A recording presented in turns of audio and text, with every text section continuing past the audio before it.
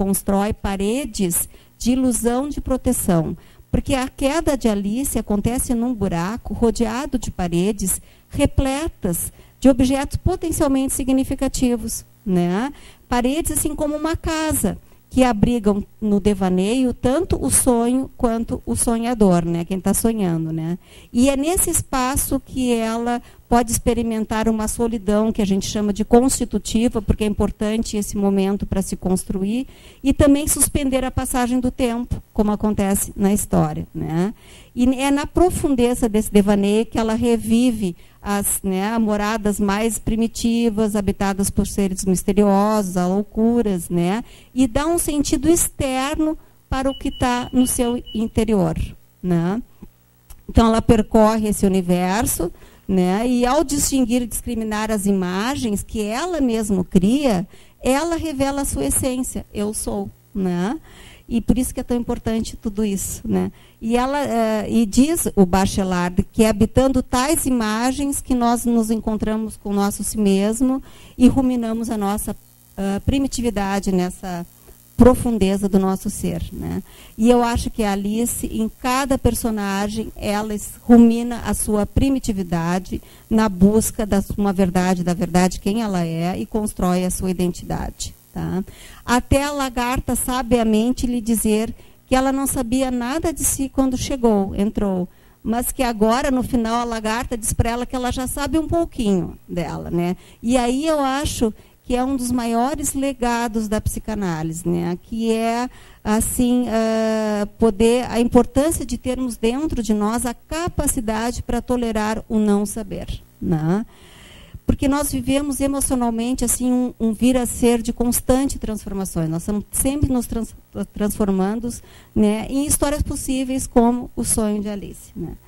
Todos os personagens criados pelo Carroll nessa história, desde o coelho, o chapeiro, todos eles, eu até não entrei muito nisso, porque são muitos significados, acho que nem daria para a gente ver tudo isso, né? Mas todos, para mim, representam partes da identidade de Alice, que ela precisa encontrar para poder se integrar, né? E nessa trajetória, então, ela desempenha vários papéis, né? Quando a lagarta pergunta quem você é, pergunta se é ela mesmo, e ela diz que ela só vai sair do buraco quando ela souber quem ela é, e se ela gostar de quem ela é, porque se ela não gostar, ela não vai sair. Significa assim, ó, que ela só vai sair dali quando ela realmente encontrar dentro dela alguém que faça sentido para ela. Como nós estudamos recentemente lá, né, Luiz, assim, quando os nossos fantasmas impessoais se tornarem pessoalizados, né? Então, eu acho assim que, bom, a Rosa está me falando do tempo, né? Então eu só queria colocar essas questões, né, que eu acho que ela precisa fazer isso para buscar a identidade dela, né, e poder se desconstrói para poder se construir.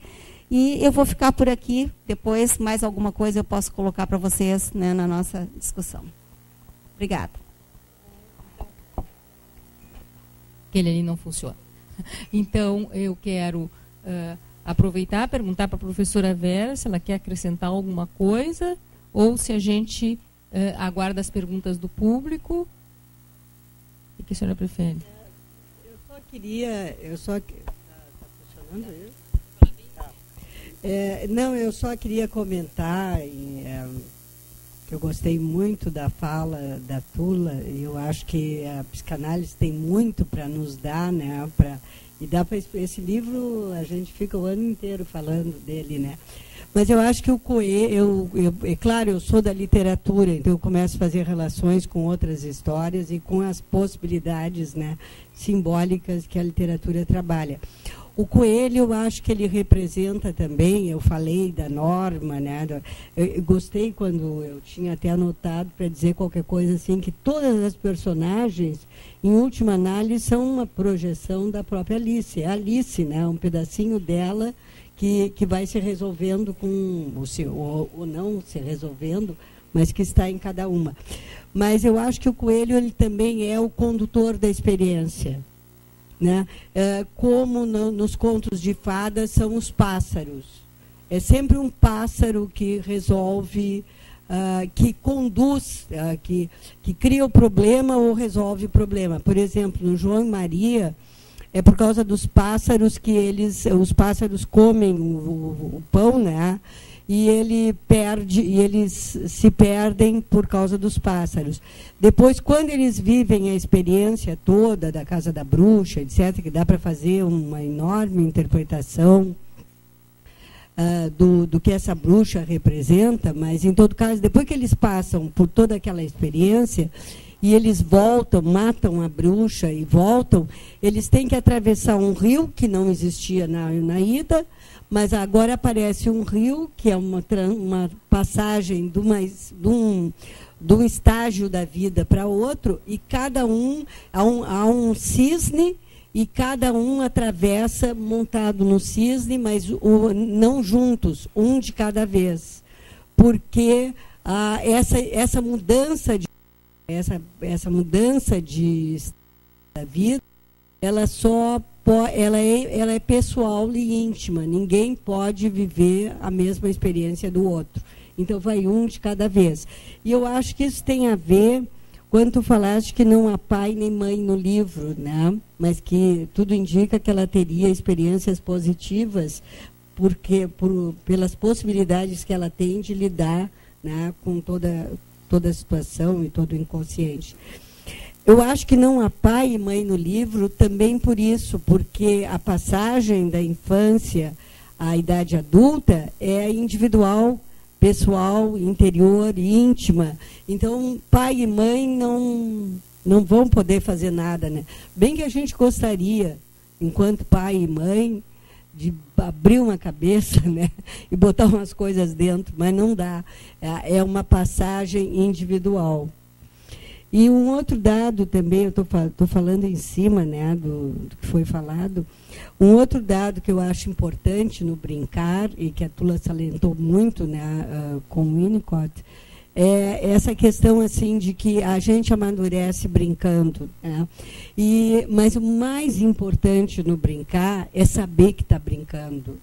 Quer dizer, e isso é o prazer que dá a leitura, por exemplo, a arte em geral, porque a gente sabe que faz de conta, mas vive o faz de conta sabendo que faz de conta. E esse pedacinho entre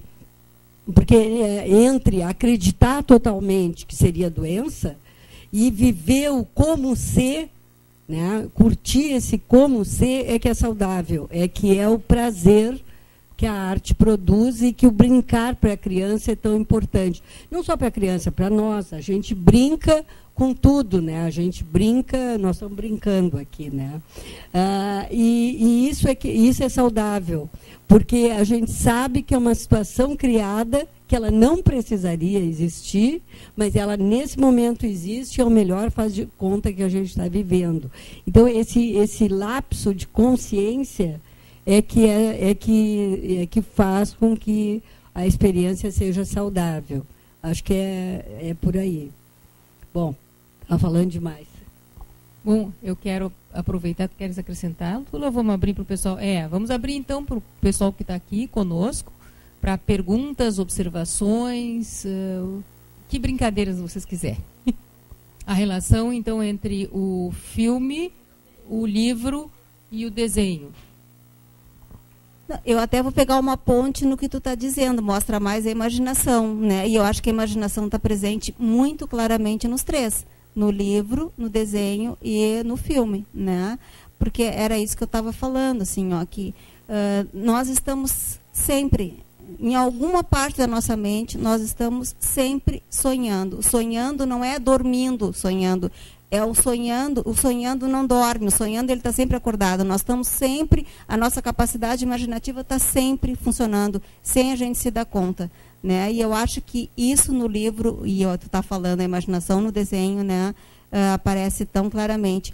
E isso é muito importante, porque essa capacidade imaginativa, ela tece metáforas, né, que são potencialmente assim, ilimitadas. E essas metáforas que são a matéria-prima para os nossos, para os mitos, para os devaneios, para os jogos, para as brincadeiras, para a criação artística, científica, para tudo, né? Para tudo. E como a Vera estava falando, nós agora que o brincar não é com só a criança que senta para brincar, né? Se tu vai fazer uma comida de um jeito que tu está sentindo prazer, tu está brincando,